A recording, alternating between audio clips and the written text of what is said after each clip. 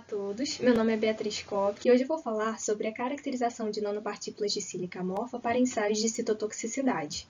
A nanotecnologia consiste em um ramo em desenvolvimento que permite a produção de nanopartículas, ou seja, nanoobjetos com todas as três dimensões externas em nanoescala. Dentre as principais nanopartículas, eu vou falar sobre as nanopartículas de sílica. A sílica está presente em variados produtos de uso humano, desde cimentos até produtos farmacêuticos e cosméticos. Apesar dessa utilização em massa, existe ainda uma grande preocupação com a exposição dessas nanopartículas aos seres humanos. Ensaios in vitro visando análise de potenciais efeitos citotóxicos de nanopartículas de sílica são realizados. Porém, a primeira meta deve ser sempre a análise das nanopartículas de sílica, tendo em vista que as suas características podem interferir nos efeitos biológicos. Então, o objetivo desse trabalho é justamente caracterizar as nanopartículas de sílica. Para isso, nós percorremos diferentes métodos, desde a espectroscopia por energia dispersiva acoplado ao microscópio eletrônico de varredura, a difração de raio-x, microscopia eletrônica de transmissão,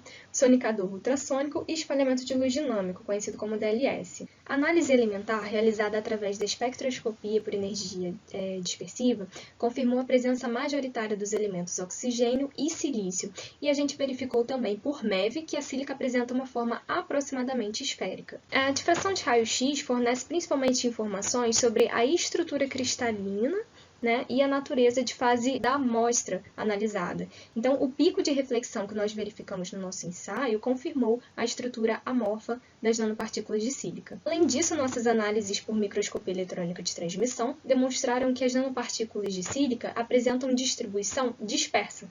Existem ainda tamanhos heterogêneos, como a gente pode observar, e a presença de alguns aglomerados ou agregados na amostra. Estabelecemos um protocolo próprio de dispersão de nanopartículas de sílica e analisamos por DLS o tamanho médio de duas concentrações distintas, em 0 e 24 horas após o processo de dispersão, sendo 24 horas o tempo primordial caso vá realizar a exposição nesse período. Bom, nós verificamos que não há diferença significativa entre os tamanhos médios das duas concentrações testadas em 24 horas. No entanto, a concentração maior apresentou uma população de nanopartículas mais homogênea, e isso pode ser visto pelo menor valor de PDI. Nós realizamos essa mesma análise apenas agora com a maior concentração, a de 1,25 mg por ml. E essa análise ela foi realizada 5 vezes, em 5 dias distintos. Com isso, nós verificamos que o processo de dispersão estabelecido pelo nosso grupo ele foi estável e reprodutível, porque não teve diferença significativa entre as amostras, tanto no tempo de 0 como no tempo de 24 horas. Analisamos também o tamanho hidrodinâmico de nanopartículas de sílica diluídas em DMEM, ou seja, em meio de cultura, com o intuito de verificar o estado das nanopartículas sob condições experimentais de tratamento in vitro.